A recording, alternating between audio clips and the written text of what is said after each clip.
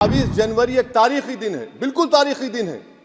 22 जनवरी की बुनियाद 6 दिसंबर 92 को रखी गई। 22 जनवरी की बुनियाद 86 में ताले खोलकर रखी गई।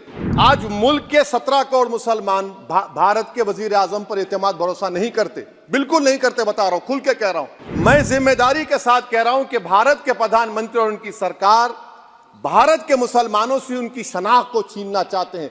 ख्वाजा अजमेरी के आस्थाने पर चादर बिछाइए। नरेंद्र मोदी इस मुल्क में तारीख लिखना चाहते हैं। क्या तारीख लिखना चाहते हैं?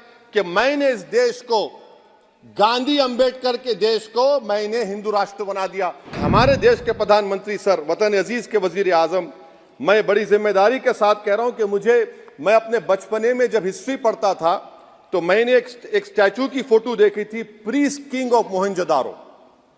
ऐसा लगता है कि वैसा ही लग रहा है कि प्रधानमंत्री नहीं है बल्कि पुजारी सम्राट बन चुके हैं वो।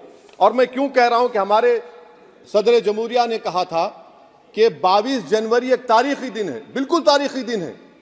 22 जनवरी की बुनियाद 6 दिसंबर 92 को रखी गई। 22 जनवरी की बुनियाद 86 में ताले खोलकर रखी गई। 22 जनवरी की बुनियाद जीबी पंत ने रखी थी, इसीलिए तारीखी दिन है। और तारीखी दिन इसलिए भी है कि सर इसी ऐवान में 16 दिसंबर 1992 को हमने एक रेजोल्यूशन पास किया था। आप बताइए कि आज इस मुल्क में चाहे कोई सेकुलर पार्टी का हो या जो भी हो, वाले सब सेकुलर है, बुरा मैं हूं, किसी में हिम्मत नहीं है कि 6 दिसंबर की बात की जाए। और वो तारीखी दिन इसलिए भी है सर, इंसाफ करने वालों में एक एनसीएलटी के चेयरमैन, एक गवर्नर और एक नामजद शुदा रुकने पार्लियामेंट बैठे हुए थे। अब आप बताइए मेरे पास बचा क्या है? बचा यह है कि आर्टिकल 32 बचा है जिसको बाबा साहब अम्बेडकर ने दिया। आज मुल्क के 17 करोड़ मुसलमान भारत के वजीर आजम पर एतमाद भरोसा नहीं करते, बिल्कुल नहीं करते, बता रहा हूं, खुल के कह रहा हूं। अगर आप आर्टिकल 32 का ड्यू प्रोसेस ही खत्म कर देंगे तो फिर मेरे पास क्या बचेगा सर? क्या बचेगा? मैं तो यहां खड़े होकर वो सुप्रीम कोर्ट के मायानाज बेबाक वकील दुष्यंत दवे की तरह तो नहीं कह सकता।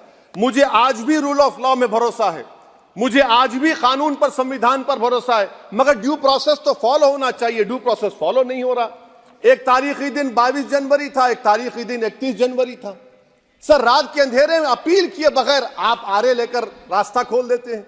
क्या पैगाम दे रहे हैं सर?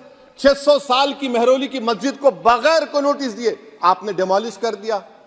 मैं जिम्मेदारी के साथ कह रहा हूं कि भारत के प्रधानमंत्री और उनकी सरकार भारत के मुसलमानों से उनकी शनाख्त को छीनना चाहते हैं।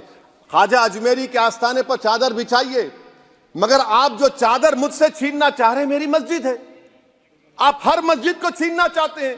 आप बताइए 17 करोड़ मुसलमानों को क्या पैगाम दे रहे हैं आप कि आप हर मस्जिद को छीन लेंगे मुझसे? फिर मेरा वजूद किस माने रखता है? मेरा शनाख्त क्या माने रखता है?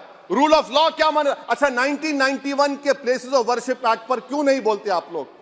आप उस पर कायम है नहीं है।